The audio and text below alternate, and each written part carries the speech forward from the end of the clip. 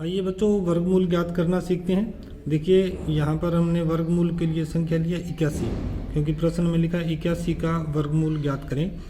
तो जिस संख्या का वर्गमूल ज्ञात करना हो उसे इस तरह एक खड़ी लाइन और एक आड़ी लाइन खींच करके उसके ऊपर लिखते हैं। हमने यहाँ 81 लिखा है और उसके बाद 81 में हम 3 का भाग देंगे, क्योंकि 3 ही वो छोटी से छोटी संख्या है जिसका भाग 81 में पूरा पूरा जाता है।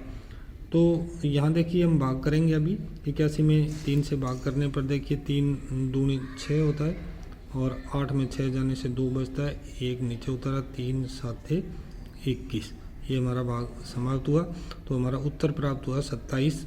इस 27 को हम यहाँ 81 के नीचे लिखेंगे। इस प्रकार हम इसके अभाज्य गुणनखंड करेंगे, क्योंकि ये अभाज्य गुणनखंड विधि से हम अभी वर्गमूल ज्ञात कर रहे हैं।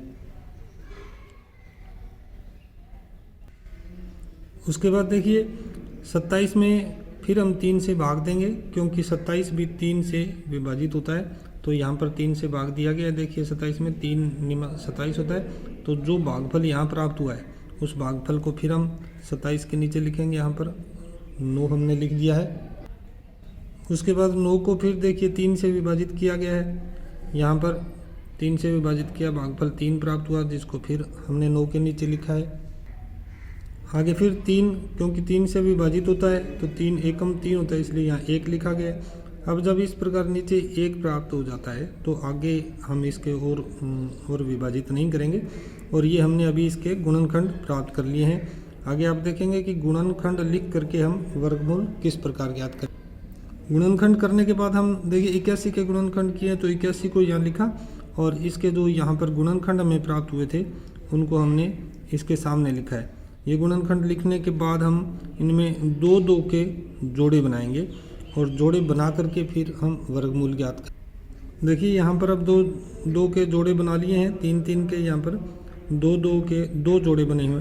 तो एक जोड़े में से 1 3 को यहाँ लिखा है और इस जोड़े में से 1 3 को यहाँ लिखा है और इधर लिखा है वर्गमूल। वर्गमूल बराबर 3 गुणा 3, इन दोनों को गुणा करने से 9 प्राप्त हुआ। तो 81 का वर्गमूल हुआ 9। इस प्रकार हम किसी भी संख्या के अभाज्य गुणनखंड के माध्यम से वर्गमूल ज्ञात कर सकते हैं। दोबारा देखें, 81 यहाँ लिखा और उसमें 3 से भाग देकर 27 प्राप्त हुआ, उसको लिखा। 27 में फिर 3 से भाग दिया, 9 प्राप्त हुआ। 9 में फिर 3 से भाग दिया, 3 प्राप्त हुआ।